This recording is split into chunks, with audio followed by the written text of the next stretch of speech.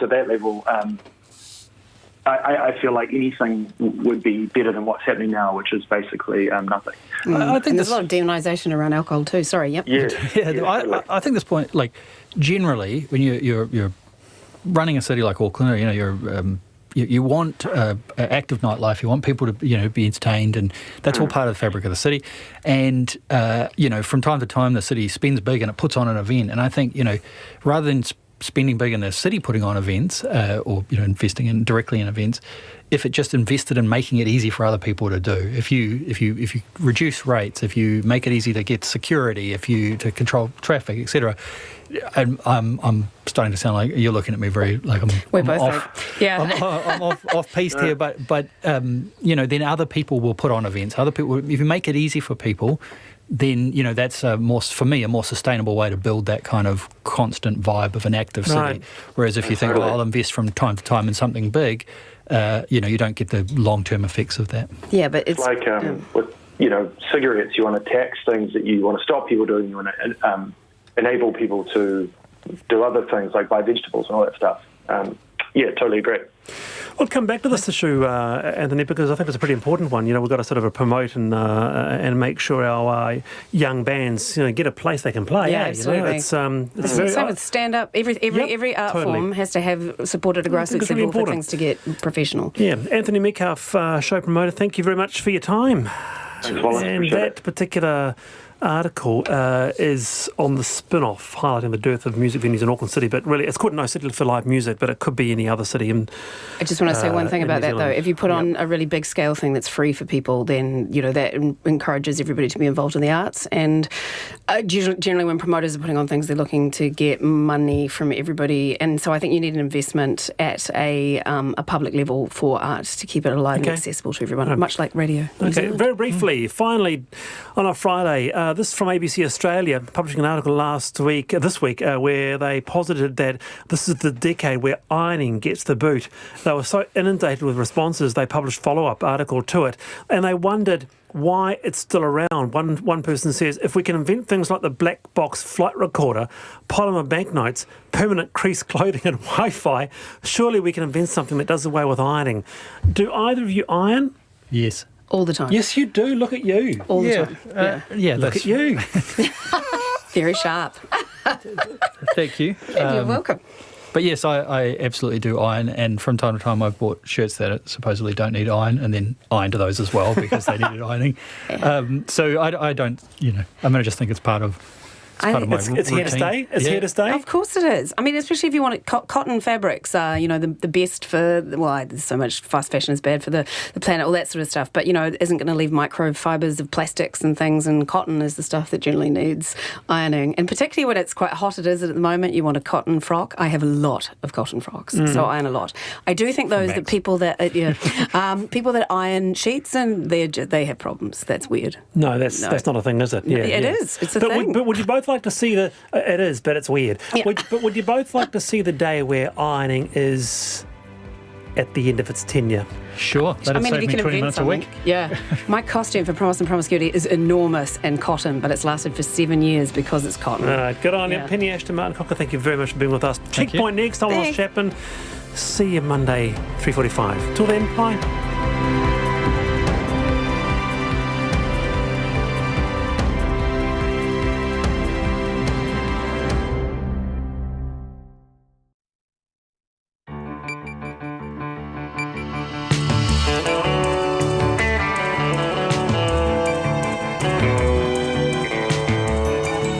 Whakarongo mai koe ki te reo irirangi o Aotearoa. This is Checkpoint on RNZ National. I'm Lisa Owen. E haere aki nei, it's official. Coronavirus is a global public health epidemic. It's spread to 18 countries, but has it reached New Zealand? One person's in isolation in Auckland Hospital awaiting test results. And is racism spreading along with the virus? A stalwart of disability and rehab services is forced to shut after decades helping thousands of people. The Mental Health Foundation says please explain after Uber Eats appears to deliver a mental health survey as a side order to takeaways. And the Gutbuster Stare Challenge competitive wine tasting and an 82-year-old weightlifter. You will find them all at the Masters Games. Are we entered? RNZ News at 5. Kia ora, ko Susana Leata tēnei. The first person in Auckland suspected of having coronavirus is being kept under isolation in hospital. The World Health Organization has declared the virus, which originated in China, a global health emergency, with evidence it has spread to 18 countries. The Director General of Health, Dr. Ashley Bloomfield, says the person in Auckland Hospital has met the clinical definition for a suspected case. This is the first person that has been investigated who meets that definition. There have been testing done on a number of other people, a handful of people on a precautionary basis. None of those people met the suspected case definition, and in fact, even those tests that were done, they came back negative. Dr. Bloomfield says the patient's test results are due back tomorrow, and he says the coronavirus is much less deadly than previously thought. 213 people have died in China. Dr. Bloomfield says while the number of cases is increasing, largely still in China, the number of deaths is not increasing at the same rate.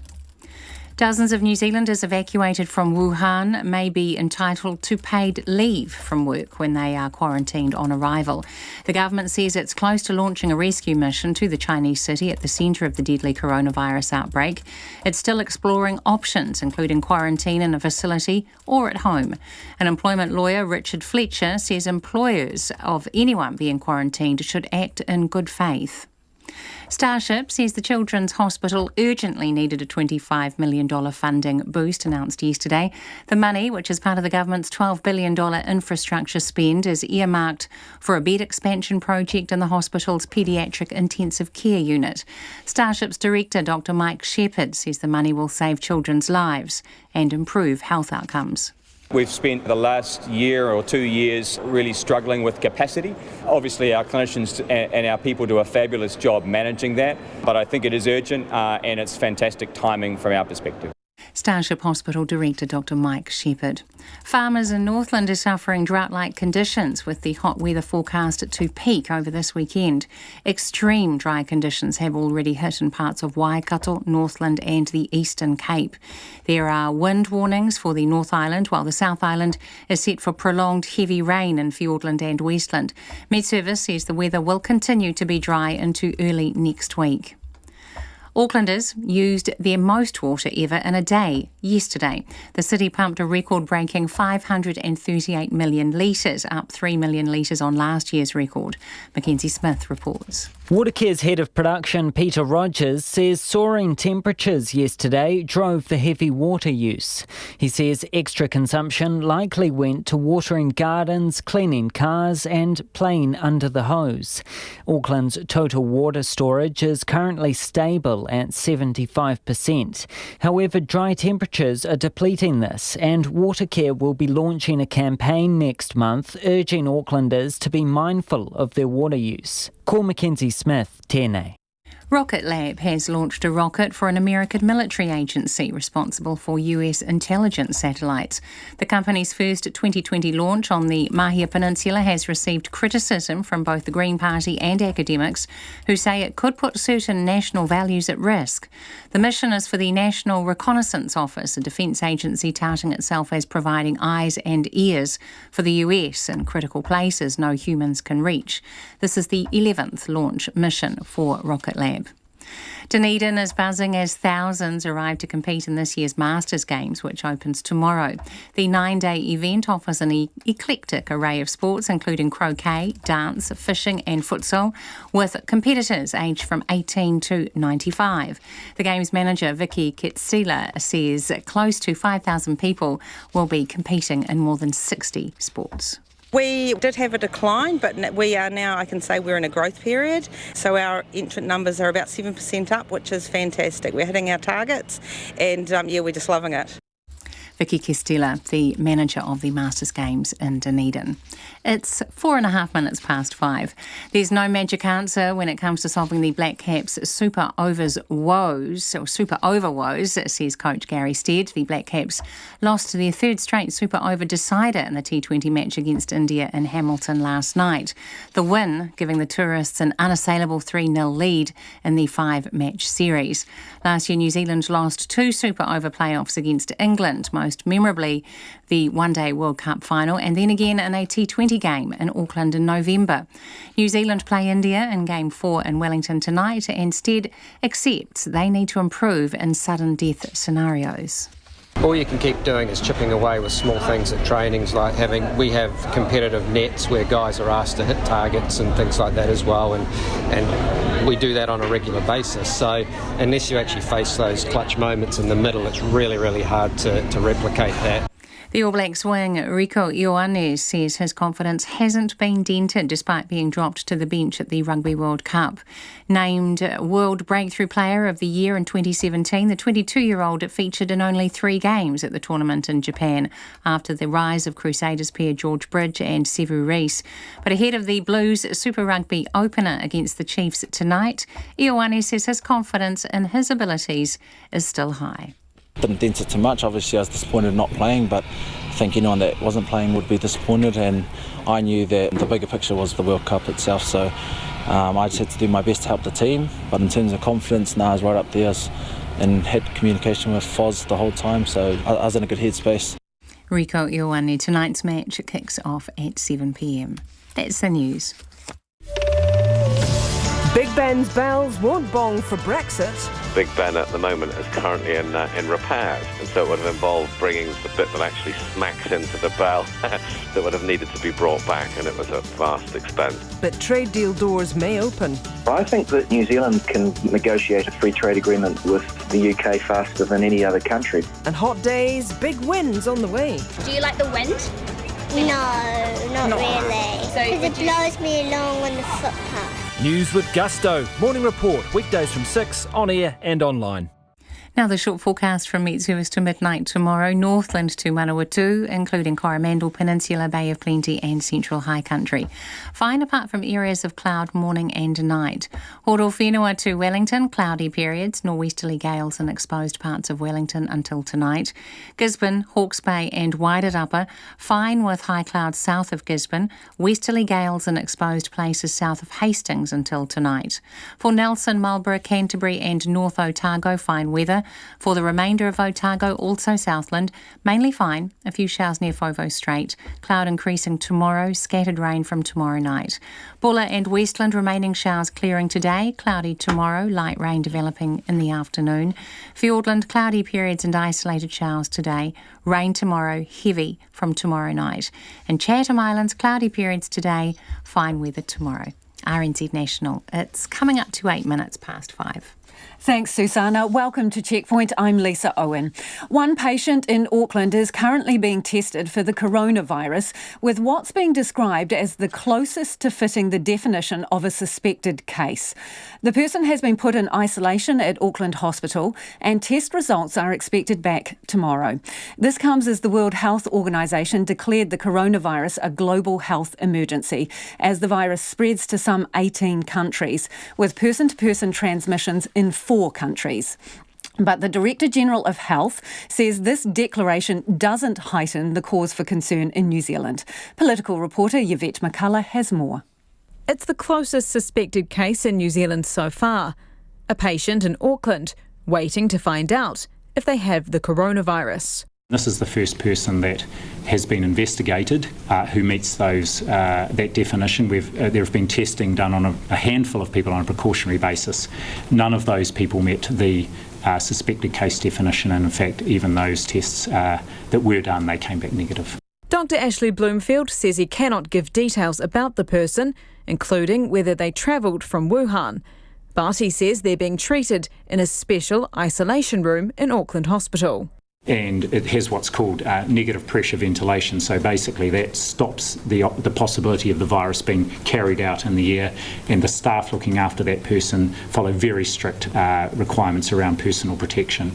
It's the last suspected case that will have a question mark for so long, with ESR announcing today that testing for the coronavirus is now able to be done in New Zealand. The turnaround time is relatively quick, a matter of a few hours, and they will be running a batch of these tests each day, once a day, which is very normal in this situation because the numbers are small, and supporting other laboratories who may be setting up that testing as well. This morning, the World Health Organization declared coronavirus a public health emergency of international concern. Earlier today, Dr Ashley Bloomfield told reporters New Zealanders don't need to be any more concerned about the virus than they were yesterday. We are concerned, but not alarmed. So we're concerned, and that means we're taking a precautionary approach. There's nothing in particular in the WHO announcement that raises our level of concern or our assessment of the risk here. Prime Minister Jacinda Ardern says the declaration formalises the global response to the virus and helps give support to countries with weaker health systems. It hasn't changed what we're doing domestically in that regard, but I think does put that emphasis again on making sure that we're reaching out to other parts of the world. Of course, we already have our eye to the Pacific and the role we need to play here. Ms Ardern says New Zealand is working with Pacific governments who may need assistance to get their residents out and with quarantine measures.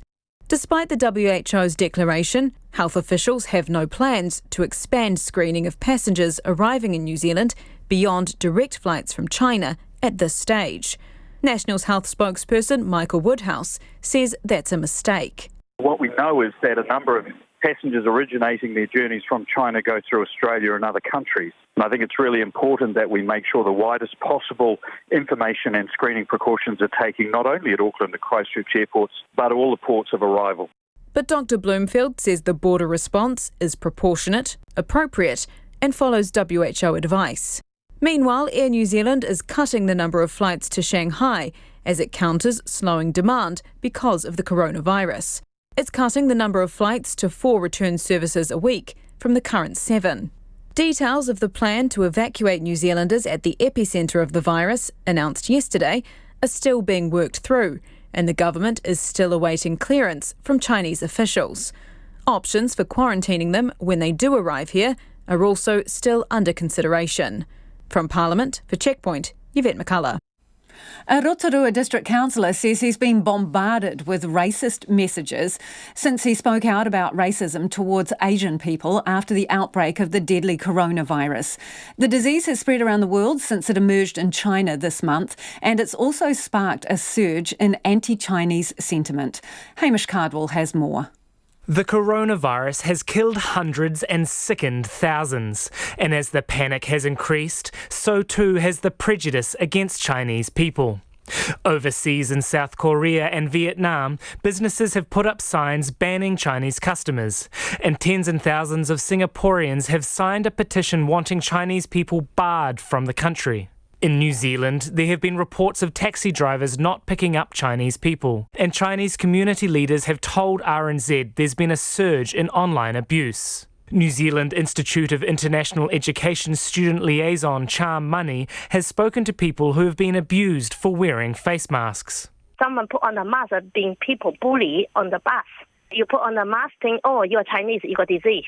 The mayor of the tourist hub Queenstown, Jim Bolt, has heard of locals saying Chinese visitors should be expelled from the country. He says the outbreak has emboldened the racists to speak out. There are always people with a racist attitude around the place, and maybe because of what's happened, they feel empowered to say it. And it surprises me, and we will not tolerate it. He says Queenstown is a hugely multicultural community, and he won't stand for that kind of talk.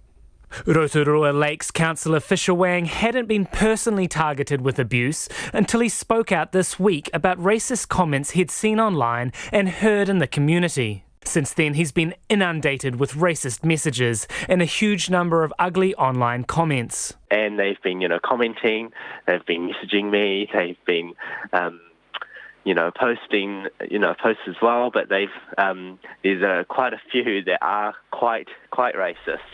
National List MP Jan Yang says no one has come to him with complaints of racist abuse yet, but that could change. If the situation gets worse and if it lasts longer, this could happen. For example, if we do have some cases in New Zealand, it may make people more nervous, and then that could happen. So hopefully we won't get to that level. Fisher Wang says he understands people are afraid, but at times like this, people need to come together and support each other. If you're scared and you resort to racism, it's not an excuse, because everyone's scared. This disease doesn't discriminate. Anyone can get it. They're judging everyone here who may have been living here for generations. There have been no confirmed cases of coronavirus yet in New Zealand. The Director General of Health, Ashley Bloomfield, says it's critical that people feel comfortable coming forward if they have symptoms, and there's no blame or shame around it. The Race Relations Commissioner Meng Foon says no one has complained about racism to him yet, but anyone who thinks their human rights have been breached should contact the Commission. For Checkpoint, ko Hamish Cardwell aho. It's almost 16 minutes past 5 and you're with Checkpoint on RNZ National. Tell us what you think about that. Have you noticed, seen or experienced any racism connected with the coronavirus? You can text us on 2101, you can tweet us at Checkpoint RNZ or email checkpoint@rnz.co.nz. The much-lauded pay equity settlement is contributing to the demise of a decades-old disability and rehabilitation service that's helped thousands of people. Laura Ferguson Rehabilitation offers residential and outpatient care, including rehab programs for people living with disabilities and those affected by strokes, brain and spinal injuries.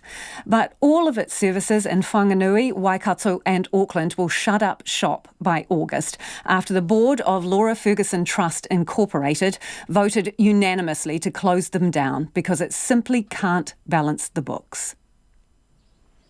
Born with spina bifida, John Volk, who's also an amputee, has had more than his share of uphill battles. I don't walk at all. I'm permanently using a manual wheelchair now, and that's largely because in my teens I was diagnosed with a curvature of the spine and a dislocated hip, which they did fix, but the curvature redislocated the hip. And I chose myself not to have either of those things re-looked at, so permanent wheelchair user now.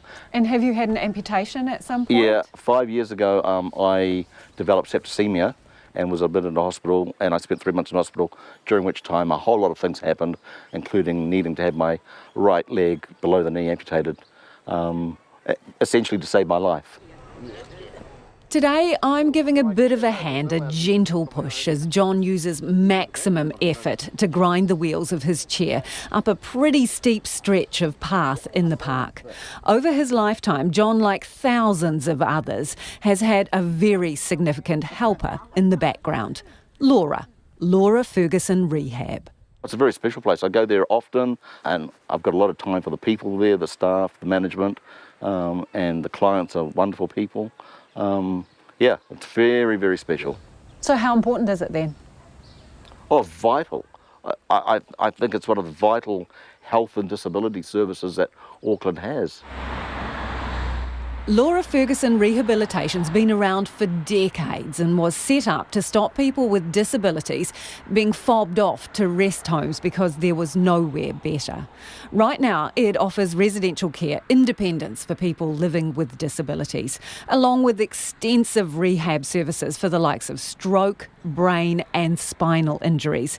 And not just in Auckland, Waikato and Whanganui too.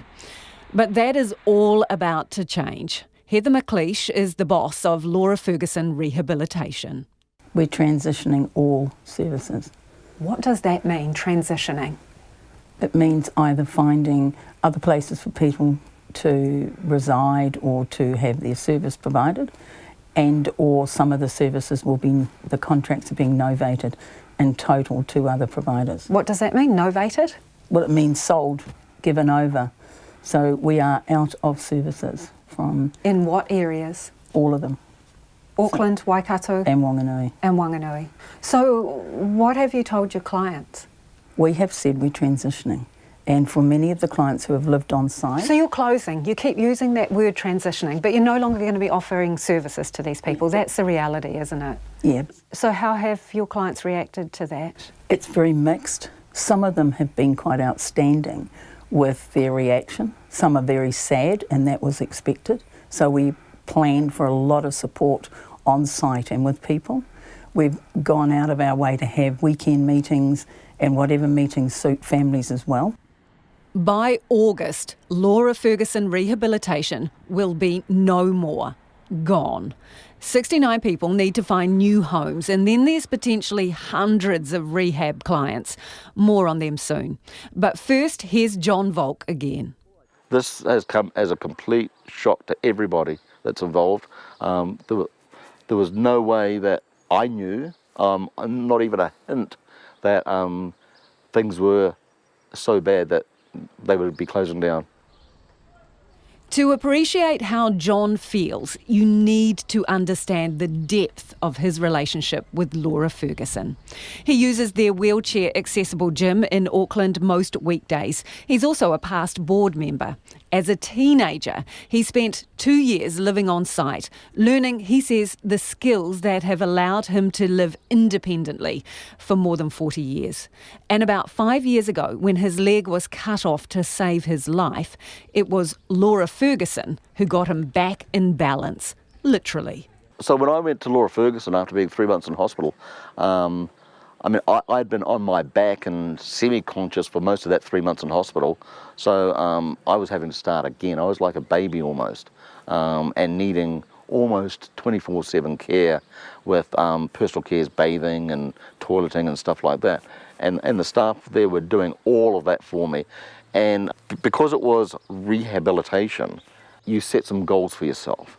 And my one goal was that I wanted to be able to get back into my car and be able to drive again, because my car is my legs, if you like, and I get out in that and the world is my oyster. I was admitted into Laura Ferguson in the August of 2015, and by December I was back in my car and driving, and that was really important and massive for me. His love for both his wheels and Laura Ferguson is obvious. Well, there's already been a lot of tears and a lot of sadness expressed, shock. People have got to know, if there is no Laura Ferguson to go to, where can they go? Where will they go?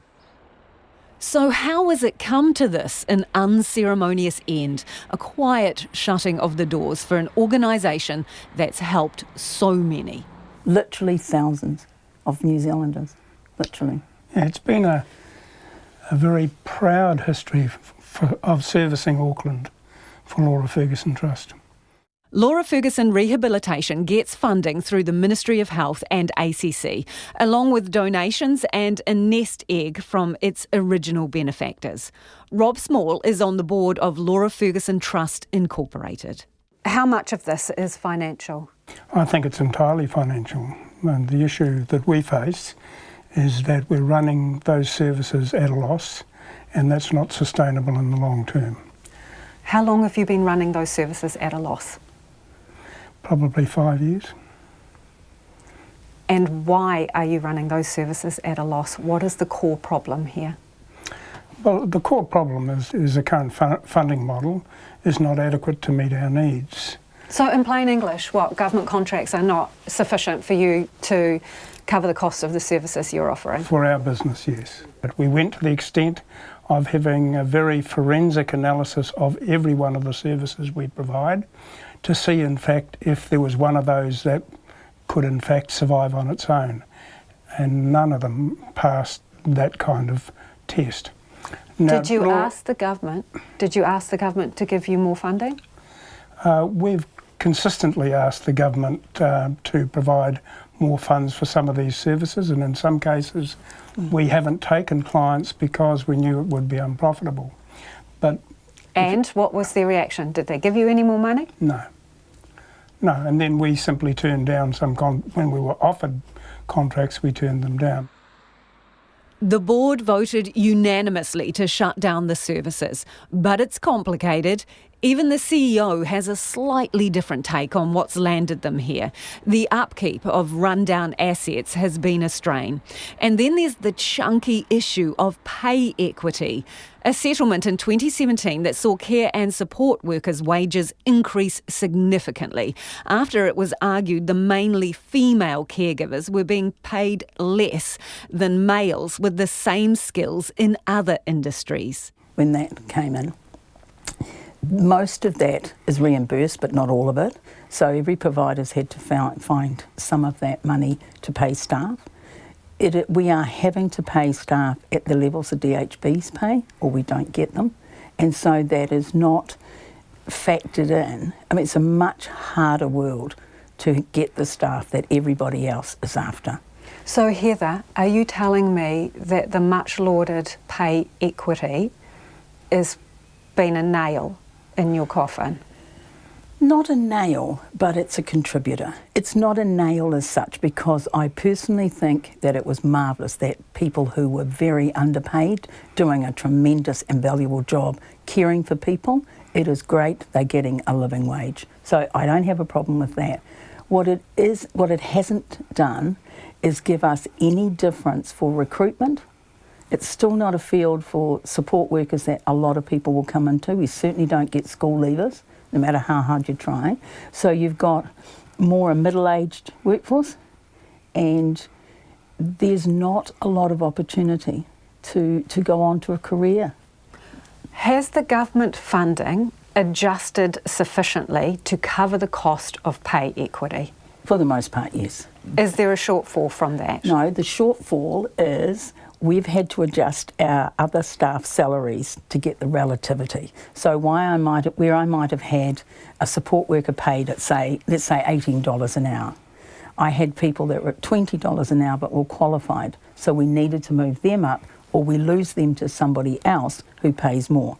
So it's the knock-on effect of pay equity? It's a knock-on, that's a better word, it's a knock-on. So has the government contracts taken into account that knock-on effect? No, but they take into account the pay equity costs. Laura Ferguson told its residential clients in Auckland, Waikato and Wanganui it was closing in November last year. So there'd be a long lead-in time before they needed to move. Heather, where are your clients going? Right, so there's I've been working with 4 key providers in Auckland, and we're giving all clients the choice of at least 2 other providers. So there's a lot of going and looking and seeing what suits them. A lot of the other providers have houses in the community where we are on one site, so a lot of them are having options to which suburb they might go to. Some of them are looking at new suburbs, never been out that way before. So some of them are East Auckland, and some people have only lived in Central Auckland for a number of years. That must be pretty challenging for them, also at a time when they're facing other challenges. It is, but so first of all, no one's being pushed out. So we're doing, everybody's being reassessed. Everybody is supported. But they are being forced to change where they might have been happy with what they were getting. And that's fine, but you cannot continue with an outdated model. At some stage, there has to be change. How do I feel about it? I think that there is an inevitability. I've been utterly optimistic for years that we could pull some services together. The reality is we can't. And the reality is we need to stop and go on with something that's sustainable. But they have no idea what that is or what will happen with their significant property assets. And John Volk is worried the end of Laura Ferguson rehabilitation could throw disability services into reverse. I don't want to see the disabled community go backwards. And what I mean by that is that we go back to the days where people are put in age inappropriate places, and places that cannot and do not cater for the specific and special needs of people with disabilities, especially those with higher needs. So what do you mean by that, John? Spell it out. Are you talking about sending young people to rest homes again? Yep. Rest homes, private hospitals, and other facilities where they might have a bed, but what care and attention they get isn't up to the same level that they would have been getting at Laura Ferguson. The disabled community has always been the poor cousin, in my view, and it would be nice to think that in the budget this year we get a lot more funding that will be aimed specifically at the disabled community and to meet our individual and collective needs. But for Laura Ferguson rehabilitation, the numbers just don't add up. And after more than 5 decades, it's over. I've had tears in my office, I've had families, I've been up and down from Wanganui to Waikato, we've had weekend meetings with families. We are getting people across the line to understand that there's another option for them. But there are some people who've lived there a long time, and it is sad. But we can't keep a service going for a handful. And just to be clear, it's Laura Ferguson rehab services in Whanganui, Auckland and Waikato that are shutting down. Laura Ferguson Trust Wellington and Laura Ferguson Trust Canterbury are totally separate entities and are not affected. A spokesperson says Wellington and Christchurch services will continue to support a very vulnerable demographic in the community and will do so for the foreseeable future. Now, a short time ago, the Ministry of Health sent a statement to Checkpoint. It says, it's unfortunate to see a provider exit a contract with us. We never want to see this. And in these situations, we work with that provider to explore all options for that provider to continue offering services. It goes on to say our top priority is to ensure residents are transitioned smoothly to an appropriate alternative provider. It acknowledges that this may be upsetting for people accessing these services, their families and whānau, and says it's in close communication with the Laura Ferguson Trust to ensure that residents are offered choices about their future. And the Ministry says it will be working closely with disabled people, their families and whānau who rely on the service. Their expectation is that this will ensure transitions happen without disruption. Now, if you use these services or you have a family member who uses the services, the Laura Ferguson Rehabilitation Services, Auckland, Whanganui or Waikato, we'd love to hear from you. How is this affecting you and your family? You can text us on 2101, tweet us at Checkpoint RNZ or send us an email, checkpoint@rnz.co.nz.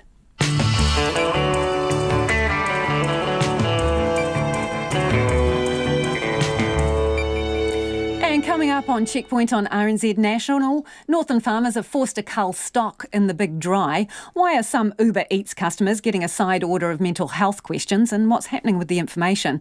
And the brides saying I do to themselves. But first, let's go to the headlines with Susanna. Thank you, Lisa.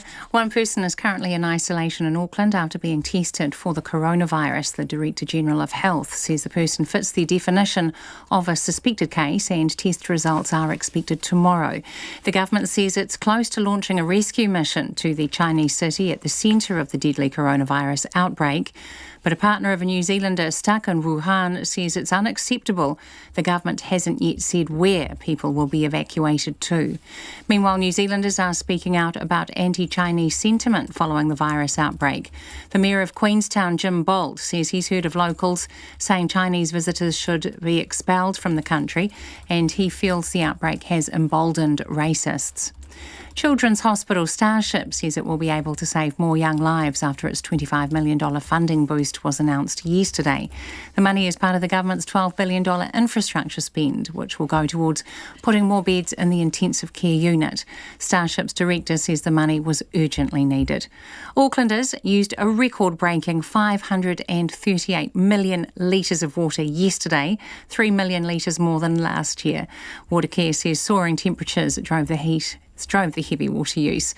Auckland's total water storage is currently stable, but dry temperatures are depleting this, and Watercare will be launching an awareness campaign next month. A 100-hectare blaze in Burke's Pass in the South Island's Mackenzie district is now under control. However, fully extinguishing it could take days, and there are worries hot, gusty conditions could lead to further flare-ups. The fire will be monitored overnight. Thousands of people are arriving into Dunedin to compete in this year's Masters Games, which opens tomorrow. Nearly 5,000 people will be competing in more than 60 sports, including croquet, dance and fishing, with competitors aged from 18 to 95. Those are the latest news headlines from RNZ National. Our next news and weather update is at 6. Thanks, Susanna. What was that water figure again? 538 million litres? 538 million litres of water in one day. In Auckland? In Auckland. I can't even imagine how much that is. Maybe someone can work it out for us in a way that we can visualise us. Text us on 2101 or tweet us at Checkpoint RNZ. If you're just tuning in, this is Checkpoint and I'm Lisa Owen. Time now for the business news with Nona. Did you contribute highly to the water use yesterday? No. I drink my 8 glasses a day, yes. Okay, let's move on to business. Building products company Steel and Tube. It's under pressure. What's going on? Yeah, well, it's been under pressure. It warned last year that it was having some trouble. It had a difficult period a couple of years back, and now again in November they warned that trading conditions were tough. Well, they were tougher than they thought. And so while they thought they might make a little less profit in the first half ending in December, it's actually going to be a big loss of between $36 and $37 million. That's quite significant for a 6-month period. Now, it also includes some write-downs in goodwill and some write-offs of debt. And there's going to be some extra charges on that in terms of some tax accounting changes. So overall, it's a poor result for the company, although they are expecting a better second half. But basically, sales in the first half were down 10%, volume and revenue. And that's partly because of the vertical construction sector. That's the high-rise buildings. We're not building as many of those, and that's a lot of their business. Okay, industry, academics and the government are working together to make it easier for New Zealanders to verify their identities. Can you explain to me why this is so important and what's the idea? Well, it's kind of annoying. I mean, a lot of people will have shopped online and have discovered that they have to constantly be putting in their name, their address, their phone number, and other details that they might think are a little bit over the top. For example, when you go to the supermarket and you want to buy a bottle of wine, you have to show your ID. Of course, that would happen to you all the time, wouldn't it, Lisa? Yeah, absolutely. Anyways, you would need to show your ID, which would perhaps have your address on it, your date of birth. That's not really necessary. All that's really necessary is for someone to verify that you're more than 18 years old to buy alcohol. So why do you have to present so much information? And the same thing goes with banks. And there's all sorts of things now that we need to verify our identity because of privacy issues and concerns about people stealing things online. So it's quite an important issue. But it's also a real drain on productivity, whether it be a money laundering issue. So every single person in a chain of a purchase has to verify your identity. So what they're wanting to do is come up with one way that government and industry and business can get together and say, this is an okay identity. If you have this, it's a verifiable identity and it's a one-stop shop for you. I can feel people squirming already. It sounds a bit sort of Gattaca-esque, like a barcode or something. Something a lot like that. But, if you think about it, it's really the benefit is to the consumer, but also to productivity, because every time you have to process someone's information, that's another weakness in the chain of your privacy, right? So if you owned it and you said, I've got a verifiable card and here it is, maybe that's enough. I don't know how they're going to work it out because I asked those questions. I didn't really have any answers. But technology is moving ahead with blockchain and so forth. And so these things are becoming much more important. Hopefully they'll come up with a really simple solution for us. But watch this space. Work in progress. What about the markets today, Nona? The dollar's steady at 64.8 US cents, so it's gone down a bit below 65, and we've seen that just ticking down as all of this concern about the coronavirus continues to spread, not knowing what's going to happen to the Chinese economy. 96.6 Australian, and again, we've been holding steady against that currency. 49.5 British pence, and that's even after, the more certainty around Brexit. So again, we'll see what happens there. Our top 50 index, it gained close to 0.5% today. Well, so that's pretty good. Ending the day up 52 points to 11,717. Thanks, Nona. Nona Palsio with our business news. Some farmers in Northland are already culling stock, suffering in drought-like conditions with the hot weather forecast over the weekend. Extreme dry conditions have already hit parts of Waikato, Northland and Eastern Cape. There are wind warnings for the North Island and the South Island set for prolonged heavy rain in Fiordland and Westland. Louise Ternuth reports. Farmers in Northland, which had record low rainfall in 2019, grow supplementary crops to feed stock during summer, when the region is usually bone dry. Dairy farmer Evan Sneath runs stock in Hukeranui, about 30 kilometres north of Whangarei. He says farmers are already using feeding supplies much earlier than expected. Yeah, I'm just hoping I've made the decision early enough and that I've got enough supplement on hand which can get us through. Evan Sneath says cows suffer in the heat. Well, we've been putting our cows in a paddock in the morning, letting them eat what grass, and then finding a paddock with plenty of shade, just shifting them around midday-ish, 1 o'clock, and then we shift them again later that afternoon. If things continue, Mr. Sneath says he'll be forced to cull more of his herd. If we go on for another 4 weeks, then, it's going to be real crunch time. Then that's possibly when we'll have to think about drying the herd off. There comes a limit when it becomes uneconomic to keep feeding cows. Weather warnings extended to the East Cape, where westerly gales could gust up to 130 kilometres per hour tonight in Hawke's Bay and Wairarapa. And it's going to be hot too. Club coordinator of Ngāti Porou Surf Lifesaving Club in Gisborne, Peter Boyd, says the best advice is simply to slip, slop, slap and wrap. For us that are always in the water, surfers and everything, we always tend to just go first thing in the morning and then we kind of hibernate in the afternoon and just stay out of the sun. So, you have sunscreen on, absolutely use it, but if you've got long sleeves and a big brim hat, it mightn't be fashionable, but in the long term, it's worth it. Peter Boyd says animals also need attention in extreme heat.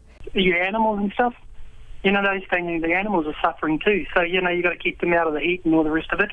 Fire and Emergency Rural Fire Manager Tim Mitchell says it's going to be windy in many parts this weekend and it's tinder dry out there. The forecast is for strong winds, high temperatures across much of the country over this weekend, particularly for Otago, Canterbury and Marlborough for those strong winds and into Wairarapa early next week.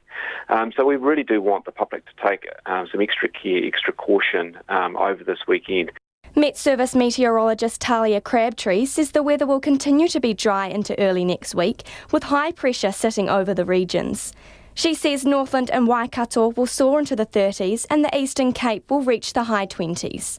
Definitely, it's not looking like there's going to be any rain to relieve the dry conditions that have been there over the next week. Miss Crabtree says even if it does rain, it won't be enough. So even if these regions happen to see some showers, it's unlikely that will relieve the dryness. Talia Crabtree says the hottest temperatures for the rest of the country will be in the middle of the day, but nights could be muggy and unpleasant for many. Mō te hotaka o te ahi nei, ko Louise Tanuth aho. Well, forget a side order of fries. What about a mental health survey with your Uber Eats? The Mental Health Foundation is asking for a please explain from the food delivery service after customers received a survey that probed not just the product quality or how fast or hot your takeaways were, but your mood too, whether you've been down this month and how often. And the foundation's had a complaint about the questions. So why does Uber Eats need to know that? Well, that's one survey question the Mental Health Foundation would like answered. Here's a taste of the actual survey. Hello. Earlier last week we reached out to you with a 5-minute survey about our services. Your feedback is valuable and we would still appreciate hearing from you. Please click here to complete the survey. We know you're busy, so we're grateful for the time you take to share your thoughts and opinions. Thanks, Uber Eats research team. The questionnaire bounced into a customer's inbox that expected a service survey. The entree questions, pretty straightforward. How satisfied are you with Uber Eats? Angry face, sad face, straight face, smiley face, happy face. The stuff you might expect from a food delivery service, and then boom, from the dining table to what some people reckon could be the therapist's chair. During the last month, how often have you felt happy? Very often or always? Often. Sometimes. Rarely. Very rarely or never. Mixed in and around a buffet of other questions. How useful is Uber Eats overall? Extremely useful, very useful, somewhat useful, slightly useful, not at all useful. During the last month, how often have you felt unhappy? Very often or always? Often? Sometimes? Rarely, very rarely or never. Here's Sean Robinson from the Mental Health Foundation. There are definitely questions about your kind of state of emotions, your state of mind, and kind of your well-being, really. And yeah, very much might be the sorts of questions that someone might be asking you if they were trying to get a sense of your mental health. So it's very perplexing. As someone who lives with bipolar disorder, I want to encourage open conversations about mental health. I want to encourage open conversations and for people to be able to say when they're not feeling so good and also to be able to say when they are feeling good. But for that to happen, you have to trust. You have to trust the people that you're talking to, and you need to know why you're having that conversation. And for the life of me, I cannot figure out why Uber Eats wants to have that conversation with me. The only thing I can guess at is that they want to use it to try and kind of use manipulative marketing to sell me different types of food. Now, if that's not the case, I challenge Uber to come out and say why they're asking people these questions. So, just to hone in on your concern there, what is it specifically? That they're going to look at your mood questions and start targeting you with fried chicken and mashed potatoes if they think you're a little bit down at this time of the month? Well, I guess that's one of the possibilities that immediately leaps to my mind. What else do they want this information for?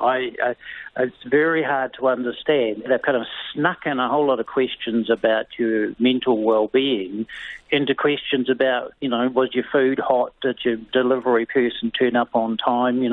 It just all feels very sneaky and clandestine, and that just creates mistrust for people who, may well, in other circumstances, want to talk about their mental well-being. We need open conversations about our mental well-being, and something like this just kind of helps that to create that sense of mistrust that people are going to misuse information about how you feel and how you're thinking, and that's not good.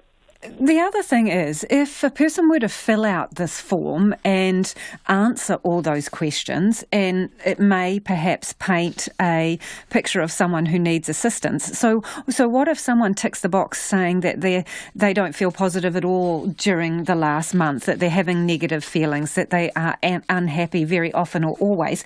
I mean, what responsibility does that place on Uber then?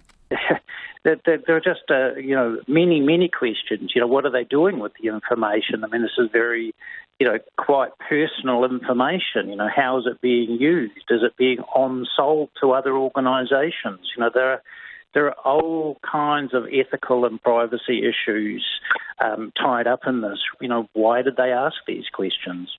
So really, a return survey for Uber Eats. How favourable or unfavourable is your overall opinion of Uber Eats? Very favourable, somewhat favourable, neither favourable nor unfavourable, somewhat unfavourable, very unfavourable. Or at this stage, very unclear. Well, Uber Eats has got in touch and in a statement says this survey was developed to provide insights into the relationship between how people rate their experience on food delivery platforms and their general sentiment. We apologise that this intention was not made clearer and we are taking on this feedback. I hope that makes things clearer for you. It is about 13 minutes away from 6. I'm Lisa Owen and you're with Checkpoint on RNZ National. Keen for your feedback. Let us know what you think of the Uber Eats survey. Did you get it at any point? Did you answer it? Any issues with it? You can text us on 2101, tweet us at Checkpoint RNZ or email checkpoint@rnz.co.nz. As the United Kingdom prepares to leave the European Union, Prime Minister Boris Johnson has a big to-do list for what he has cast as a new dawn for the country. At 11 p.m, January the 31st, noon tomorrow our time, the UK's 47-year relationship with the EU will end. It comes 3.5 years since Britons voted in a referendum to leave the bloc. Francesca Liner reports. British Prime Minister Boris Johnson has finally delivered on his promise to get Brexit done. But it's far from done and dusted. There's still plenty on his to-do list to shape the future relationship between the UK and the EU. Get Brexit done. First of all, Britain needs to begin negotiating trade deals with other countries. The top priority is the EU, which accounts for about half of the UK's trade. They have until the end of the year. Failure means a potentially crippling no-deal Brexit. Johnson also wants trade deals with others, like the United States. Then there's the relationship with US President Donald Trump to address, potentially aggravated by Johnson's decision to grant Huawei a limited role in Britain's 5G mobile network, while the US wants to exclude the Chinese telecoms giant from the West's next-generation communications. And then there's Iran. London has repeatedly said it wants the nuclear deal with Iran to succeed despite Trump's abandonment of the pact. Johnson has called for a new Trump deal to replace it. He has to decide whether to side with the US or keep the United Kingdom aligned with the EU's Germany and France. Other issues, including security, energy, transport links and data flow, all need to be dealt with during the transition period. One of the biggest hazards on the road to a deal will be fishing rights, sparring over which has already begun. On paper, the EU and Britain have 11 months to strike a deal on future relations. In reality, the timeframe is much smaller. Talks will not formally start until after EU governments agree a negotiating mandate late next month. The two sides would then have to strike an agreement by the middle of October to leave time needed to secure the required parliamentary ratification before the end of the year. Francesca Lino reporting. The United Nations Children's Fund has warned nearly 5 million children will need humanitarian assistance this year because of an increase in violence in Central Africa. Irma McCarthy reports. A surge in violence across the Central Sahel region has left hundreds of thousands more children needing humanitarian assistance, the UN's Children's Fund has warned. Children like this 13-year-old girl who was forced to flee her home in Burkina Faso. 7 months ago, we had to flee from our village because armed groups arrived. They killed and took away some of the residents. We got scared, so we fled and took refuge here in Kaya. UNICEF said nearly 5 million children will need assistance this year, up from 4.3 million. It reported that a spike in armed conflict and insecurity in Burkina Faso, Mali and Niger has also seen children attacked, abducted or recruited into armed groups. More than 3,000 schools across the countries have also been closed or are non-operational because of the violence, the agency said. Security has deteriorated dramatically across the region over the past year as jihadist groups stepped up their attacks. UNICEF said it is appealing for $208 million for its Central Sahel humanitarian response in 2020. It's wedding season, and on Sunday up to 24 brides will gather at the altar on a Nelson beach, take their vows and make a commitment to themselves. The love ceremony invites women to commit to loving themselves and is pitched as an act of self-acceptance. But you don't have to be single to take part. Confused? Well, the ceremony is at Tahunui Beach and is being hosted by Nelson massage therapist Stephanie Crampton. I asked her to explain exactly what will happen. We will stand in a circle around a beautiful flower mandala, and we will recognise and introduce each other in the circle of women and place an item into the mandala that represents love, self-love. And then what we will do is we will have a sound healing, and then we will begin with the actual ceremonies where each bride is welcomed up to the altar to stand in front of the full-length mirror beside a celebrant and go through a commitment ceremony to themselves, connecting deep into their own eyes and devoting self-love, a commitment to honouring and loving themselves. And then they will go through a ring ceremony where they declare and consecrate that commitment to themselves with a special ring that they've brought to remind them after the ceremony that that is what they are choosing to do. And Stephanie, then after that, we're going to... Yes? Oh, sorry, I just want to clarify a couple of things. You're calling them brides, but are they actually marrying? I mean, who are they marrying? Some people will be struggling to get their head around this concept. Well, it is. It's a love ceremony, and it's like a wedding. It's like a wedding where they are marrying themselves. It's like they go through the motions of. But why? Why can't they appreciate themselves and be happy with themselves? Why do they need to marry themselves? Well, I love celebrations, and the idea came to me in a vision one day, and I couldn't just let that vision come and go.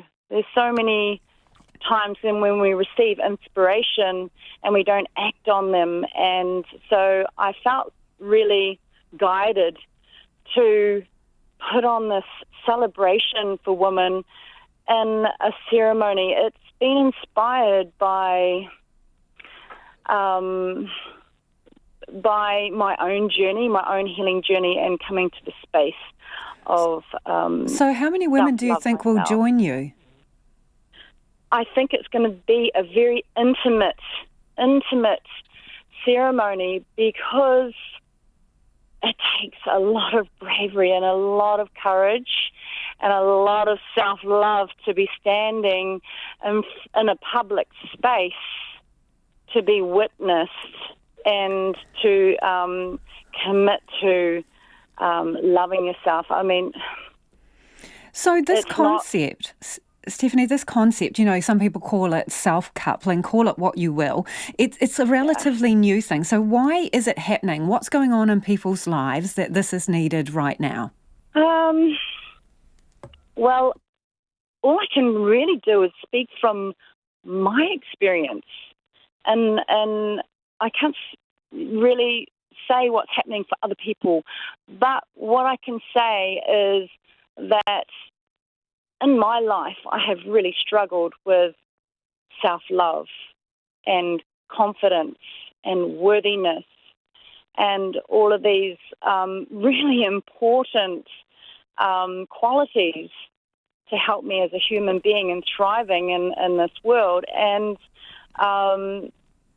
you know, I've done a lot of personal development work myself to reach this point. And for some people, it may be easier, but for my road that I've travelled, my healing journey has been a long, enduring journey, and I feel like, you know, to have self-love is to be in a space where I'm able to receive love fully and to give love out into the world.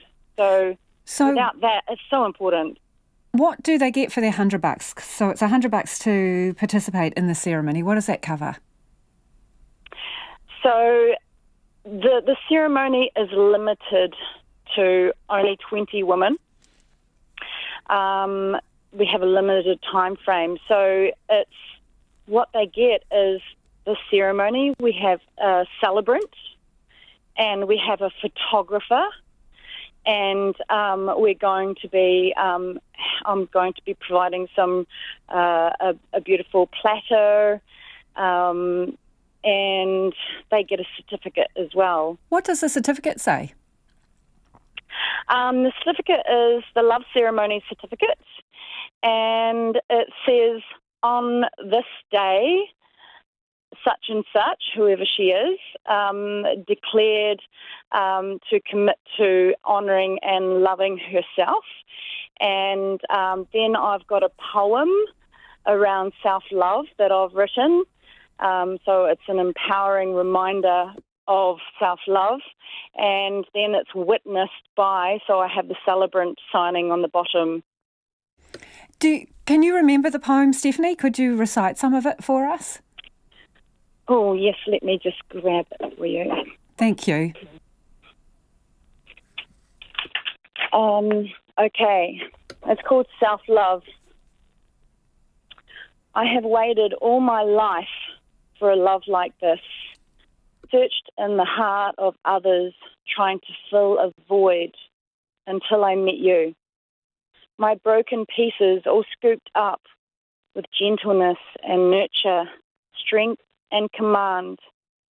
One whole being standing in a powerful essence, with a love so deep, profound and beautiful. My soul cries with joy and laughter. I can play in innocence like I have never done before. Your love for me has opened the door, a doorway to all parts of me. I welcome them all in. Now I have your love. Life will never be the same. Thank you, dear one. Blessed be. And that's Stephanie Crampton. We've got a bit of time for your feedback before the news. Some of you getting in touch about Laura Ferguson services in Waikato, Wanganui and Auckland closing. This person says, 50 years ago I was involved in fundraising activities. Now I'm using the rehabilitation facilities and getting great benefits. I'm so grateful. The news on Checkpoint comes as a great blow. How can Wellington and Christchurch be different and successful? What can be done? Also hearing from a 70-year-old tetraplegic who says he's been using the gym there for 3-4 times a week since 1999. Lives in Hobsonville and says there are no other facilities that suit his needs. News at 6. Ngā mihi nui ko Susana Lei Ātawa tēnei. The Health Ministry says there should be or should not be any stigma about people having symptoms of coronavirus. One person with symptoms of coronavirus is in isolation in Auckland Hospital awaiting test results. The Director General of Health, Dr. Ashley Bloomfield, says the person fits the definition of a suspected case and they are managed appropriately. And Dr. Bloomfield says people who are sick need to come forward so they can be supported and managed appropriately. It's really critical in these situations that people feel comfortable and empowered to come forward if they are symptomatic. And therefore it's very important that there's no sort of blame or shame of anybody. And so that's a fundamental part of a community or a country being able to manage this sort of situation. Dr. Bloomfield says the disease, which has now killed 213 people in China, is much less deadly than previously thought, with a mortality rate of less than 2 or 3%. Meanwhile, a Rotorua District Councillor is criticising a surge of anti-Chinese sentiment around the country since the coronavirus outbreak. Since publicising the abuse, Fisher Wang has also himself received abuse. He says he understands people are afraid, but right now people need to support each other. If you're scared and you resort to racism, it's not an excuse because, everyone's scared. This disease doesn't discriminate. Anyone can get it. They're judging everyone here who may have been living here for generations. Rotorua District Councillor Fisher Wang. The Mayor of Queenstown, Jim Bolt, says he's also heard locals say Chinese visitors should be expelled from the country, but he won't stand for that kind of talk. A review has found hospital units for newborn babies are consistently overcrowded. The Ministry of Health report says a realistic capacity for newborn units is 85% full.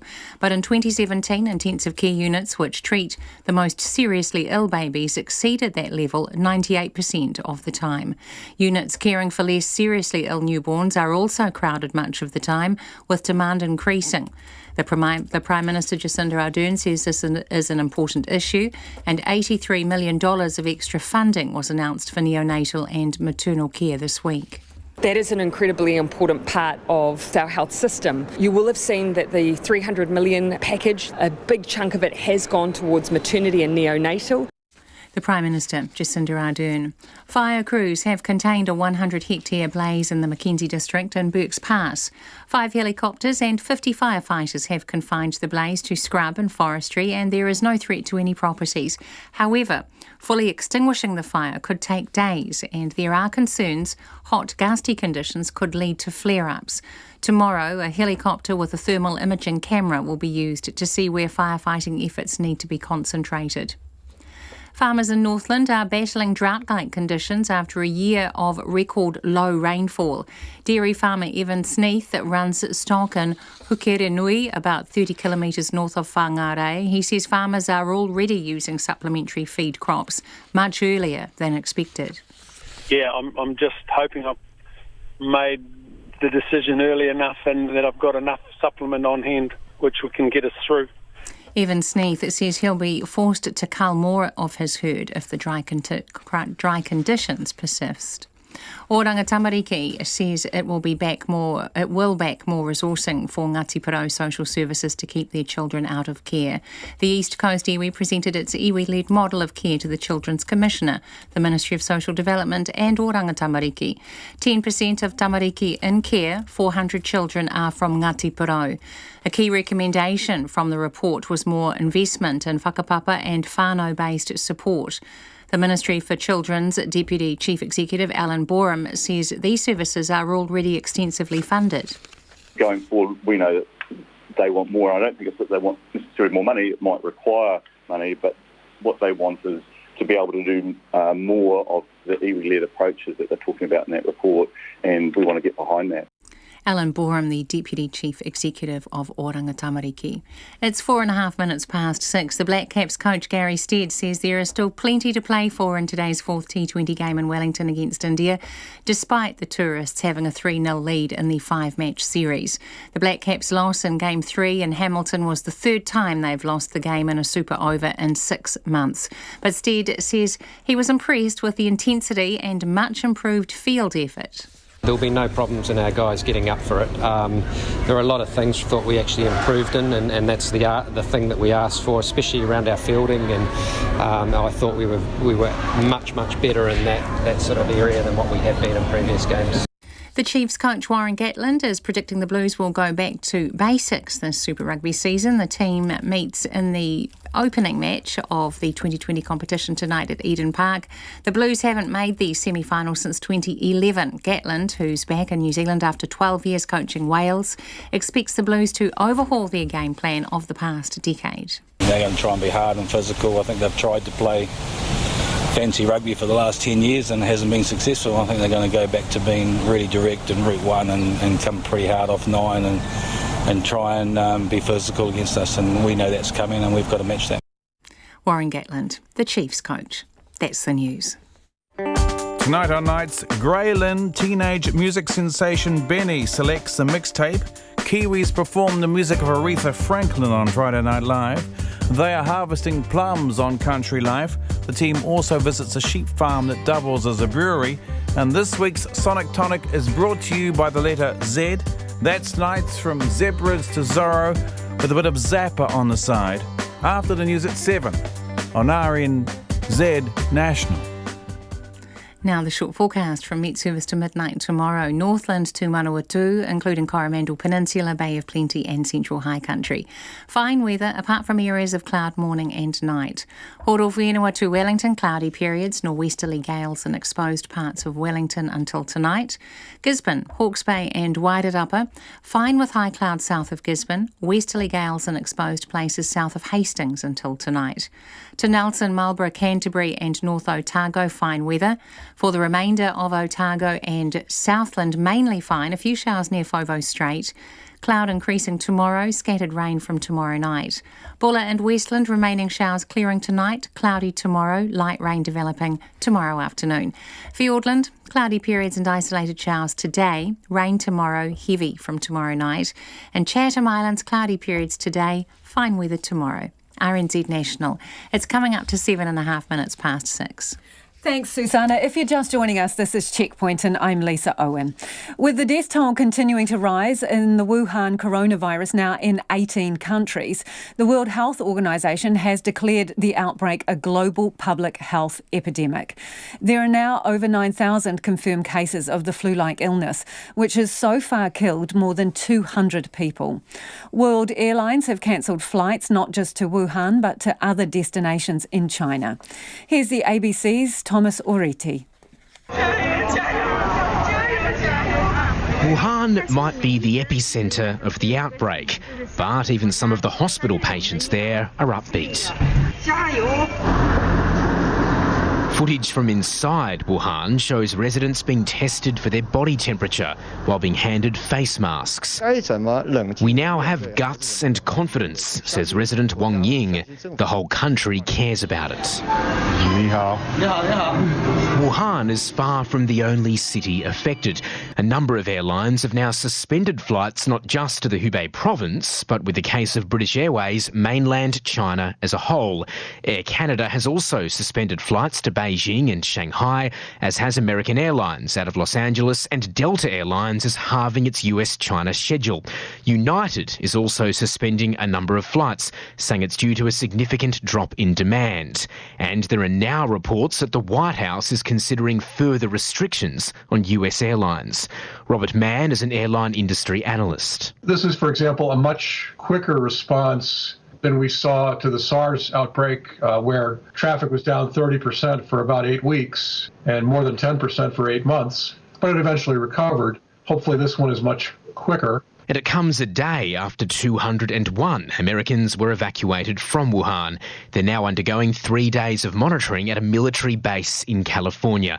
Dr. Chris Braden is from the Centers for Disease Control and Prevention. The coronavirus is spreading rapidly, we think, in China. We think it is appropriate that our citizens who are in the epicenter of that outbreak in Wuhan be repatriated home for their own safety. While it's hard to predict the economic cost of the virus, some companies aren't taking any chances as it continues to spread.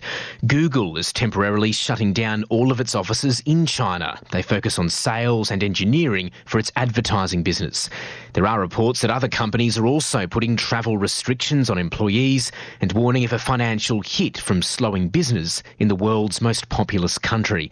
Michael Ryan from the WHO has described the outbreak as an extraordinary challenge, adding that information's changing by the hour and the whole world needs to be on alert. The source, as we've said before, is still unclear, and investigations continue in that regard. And with issues like Brexit and tension with Iran usually the focus, the world's most powerful central bank is paying close attention to what's happening on the ground in Hubei province.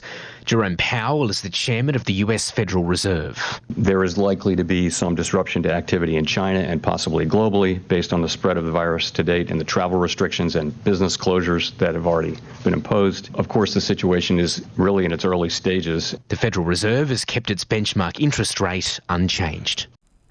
The ABC's Thomas Oriti. Meanwhile, a couple living in Wuhan say the situation on the ground there has been overhyped. American citizen Marissa Lindsay works in an English training centre and her Chinese partner, Siu Mingtou, works in the media. The couple says whilst public transport has been shut down, the supermarkets are fully stocked and people are free to walk around. And as Nita Blake-Person reports, the couple believes Wuhan is the safest place in China to be. Yeah. They need that in the hospital, you know. Marissa Lindsay and Siu Mingtou documenting Wuhan's new reality. The couple vlogging a trip to the supermarket. Walking through a heavily padded red entrance, the couple make their way through a desolate shopping mall to the supermarket, passing other shoppers all wearing face masks along the way. Right now we are going to find potatoes and fresh vegetables. Yeah, and eggs. The couple pushes their trolley along a travelator, filling it up as they pass by heavily stocked shelves of food on either side. They've been in lockdown for more than a week now. It is a mixed feeling of how do we feel. On one hand, this is the national spring holiday that we are supposed to chill at home. But then on the other hand, when we know more of our friends and people we actually know who get this virus and going to the hospital, that is really concerning.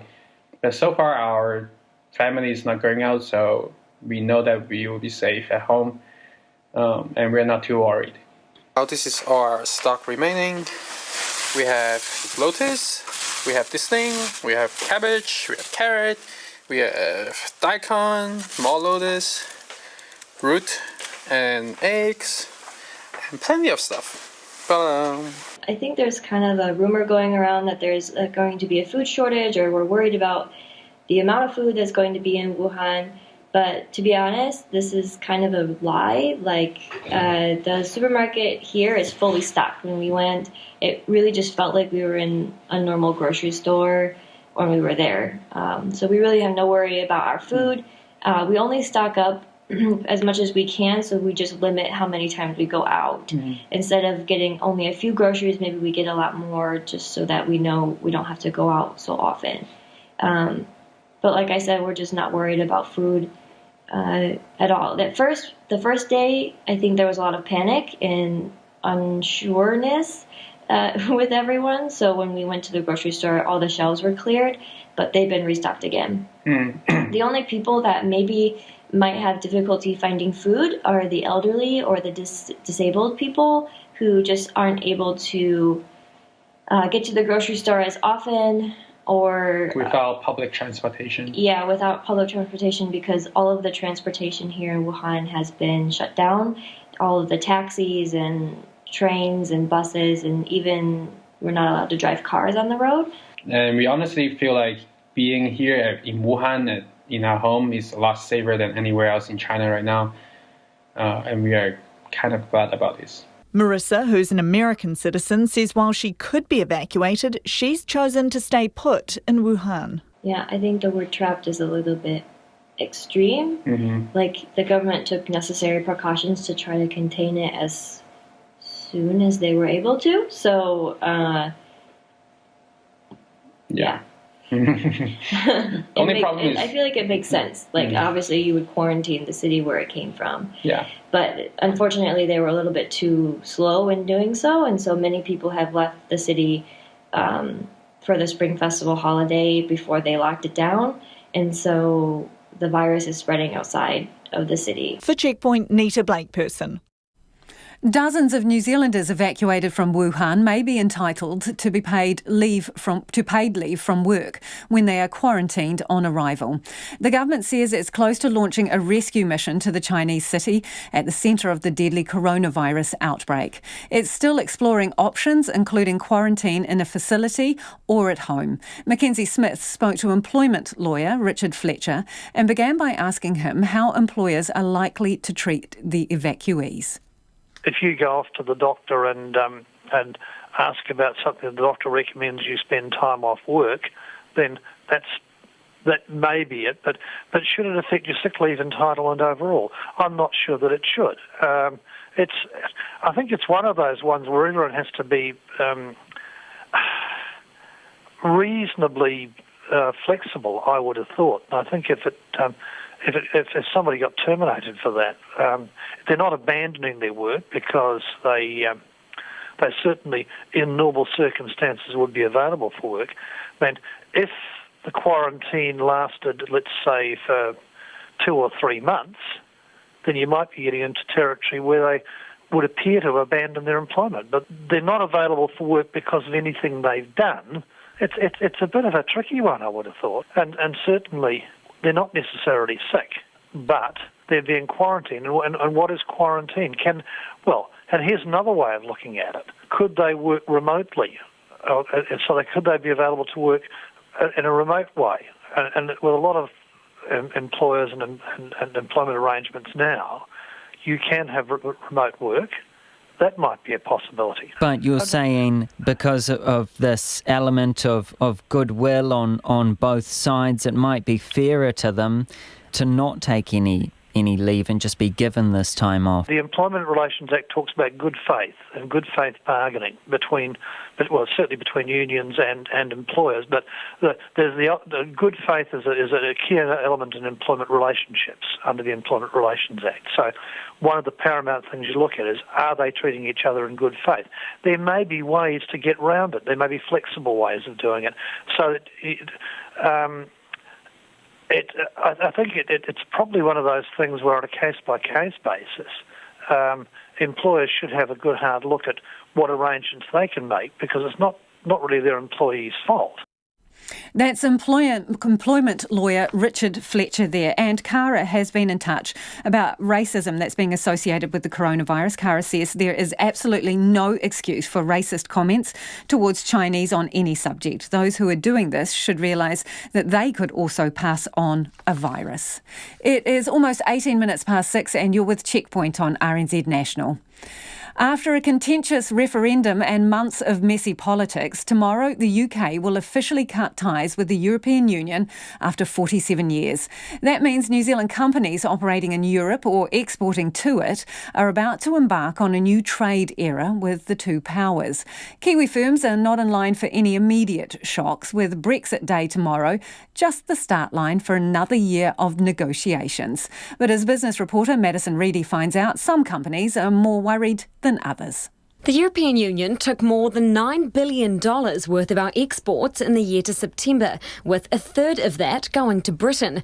Most of the goods were meat, fruit and wine. New Zealand's Trade Commissioner to London, Nick Swallow, says Brexit Day tomorrow is mostly symbolic, and our trade relationships with Britain and the EU will remain business as usual for the time being. So what that means is that, for the UK, they will remain inside the single market and the customs union of the EU, and will be bound by the EU laws and regulations, particularly to do with trade. So if you're exporting from New Zealand, no difference at all. There are many New Zealand companies that have offices or bases in the UK and are exporting into Europe as well, and it means no change for them. But that will all change when the transition period ends in December. Nick Swallow says New Zealand is looking to launch a free trade deal with Britain as soon as possible to ensure things stay the same for our exporters. Both sides, the UK and the EU, have committed to negotiating comprehensive free trade agreement this year through to the 31st of December. If there isn't one, the UK will revert to WTO laws or rules around trade and will have to implement their own tariff schedule. The Trade Minister, David Parker, who just visited Britain, says a free trade agreement with New Zealand is a priority for Boris Johnson's government. While New Zealand has already had 6 rounds of talks with the EU to set up a free trade deal with their member countries. But such negotiations can take years, and the organisation Beef and Lamb is already worrying about the final Brexit deal and how goods will flow between Britain and the EU. Its Senior Manager for International Trade, Esther Guy-Meakin, says British farmers must be allowed to keep selling meat to the EU so Brits will keep buying our premium primary product. For us, we're really hoping that the UK and the EU find a way of continuing their own relationship that they currently have so that UK meat can continue to trade into the EU as it has been. That will mean more stability for everyone and all round, I think, good news. But what that final deal will look like come December is anyone's guess, and New Zealand is more or less a hostage to the negotiations to safeguard those sales.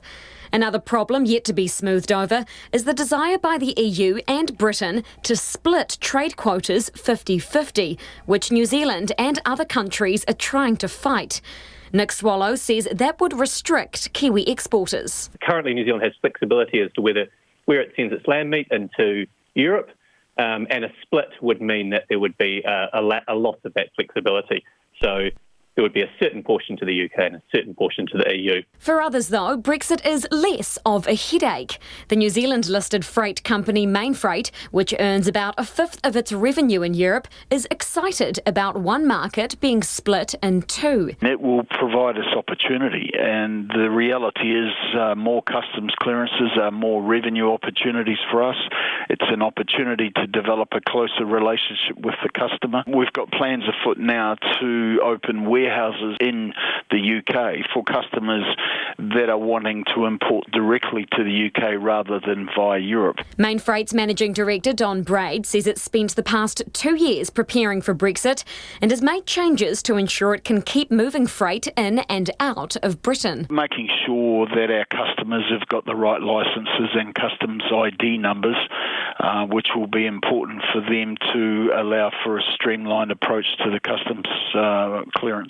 For now, officials are trying to reassure New Zealand companies about the changes ahead, with their foot firmly on the free trade agreement accelerator. For Checkpoint, I'm Madison Reedy. And as Britain takes that historic leap into an uncertain future, there are fears Brexit will expose internal divisions that put the United Kingdom at risk. Lucy Fielder reports.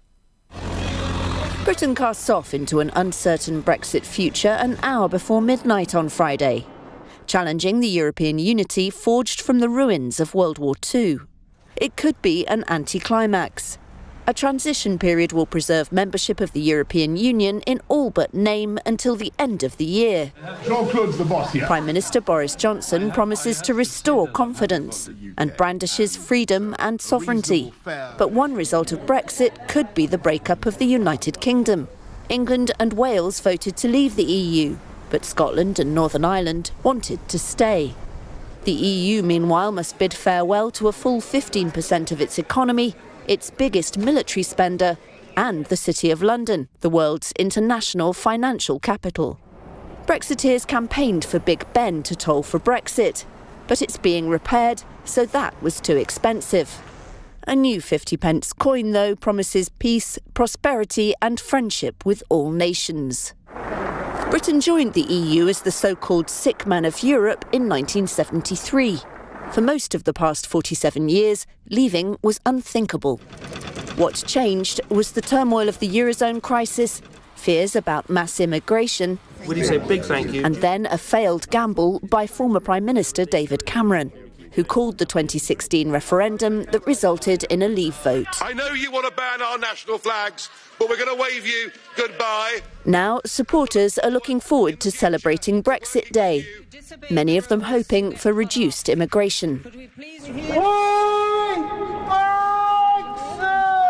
For Remainers, their dreams now dashed of stopping Brexit. Their best hope is that the next generation can somehow plot a way back into the European fold. Lucy Fielder reporting. From a gut-buster steer challenge and competitive wine tasting to the more traditional athletics and football, the Masters Games promises an eclectic competition for anyone over 18. About 5,000 people are expected to compete in Dunedin, with a steady stream of people registering today. While it may be a social event covering more than 60 sports, the Games attracts professional athletes as well as amateurs. Tess Brunton spoke to some of the competitors, including an 82-year-old ahead of the official start tomorrow.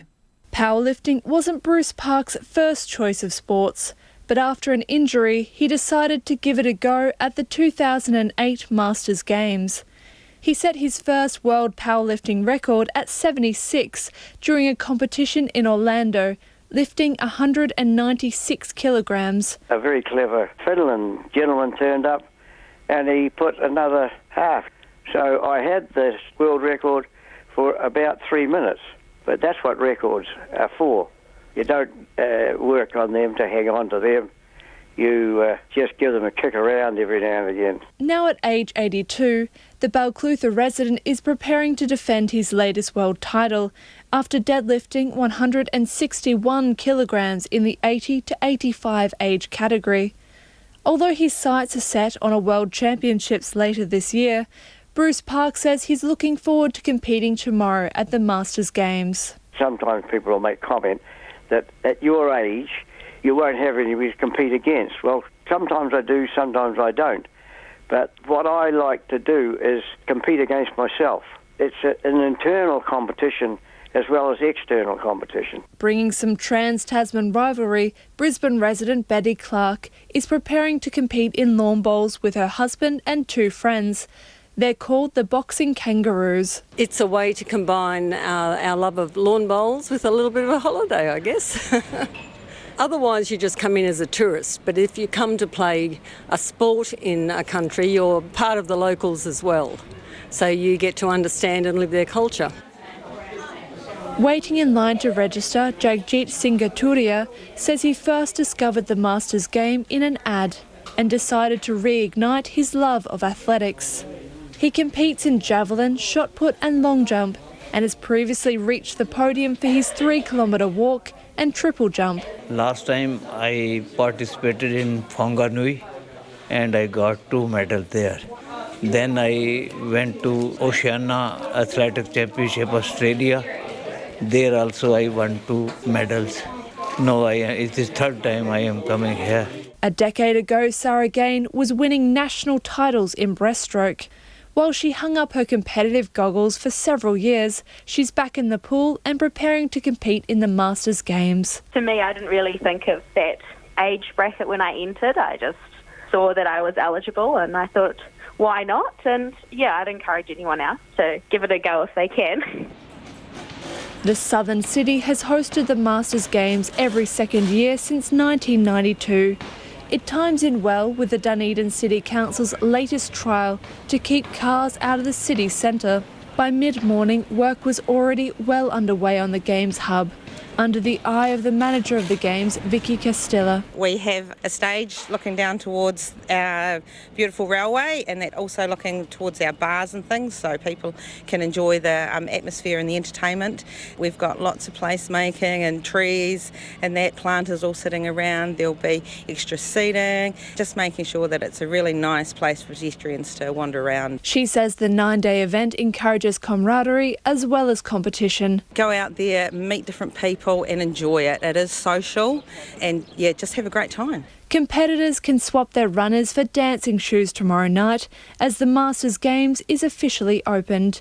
In Dunedin for Checkpoint, Tess Brunton, TNA. So some feedback before we go on our earlier story about the Laura Ferguson rehabilitation services in Whanganui, Waikato and Auckland that will be closed by August. John got in touch and I started to read his feedback, but here it is in full.